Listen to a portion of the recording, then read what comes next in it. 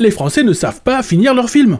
Mon Inconnu, un film fantastique français avec François Civil, Joséphine Japy et Benjamin Laverne pour les principaux. Alors ce Mon Inconnu énigmatique ou oublié? Nous avons ici un couple marié dont les partenaires se sont rencontrés au collège avec chacun un rêve, mais qui vont se perdre avec le temps car le mari est devenu célèbre et que la femme a dû mettre sa carrière de côté à cause de cela. Mais alors qu'ils sont sur le point de se séparer, le mari se réveille dans une réalité alternative où il n'a jamais rencontré sa femme. Même si le pitch du film n'est pas nouveau, le thème est quand même très engageant. Je dois dire que j'ai passé un bon moment devant ce film, la séquence du début qui raconte l'histoire du couple est vraiment aux petits oignons. C'est très chouette comme mise en place. Même si le début de l'aventure du mari dans cette réalité parallèle patine un peu, à un moment il y a une fulgurance et qui a commencé à m'accrocher, surtout grâce à la prestation de Benjamin Laverne qui a des séquences assez drôles. À partir de là, le film commence à installer la mécanique dans cette réalité parallèle et j'ai eu envie de voir son dénouement, car le tout avait vraiment une certaine force et une certaine poésie. Et enfin vient une fin complètement claquée au sol.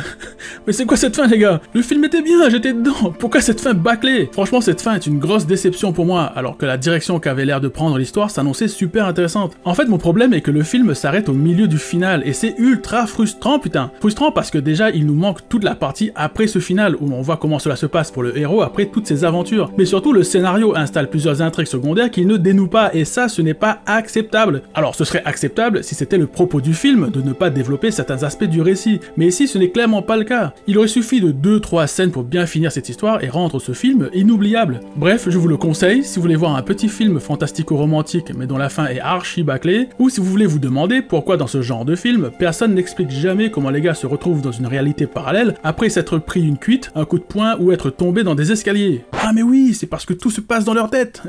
Pff, non, c'est nul comme explication.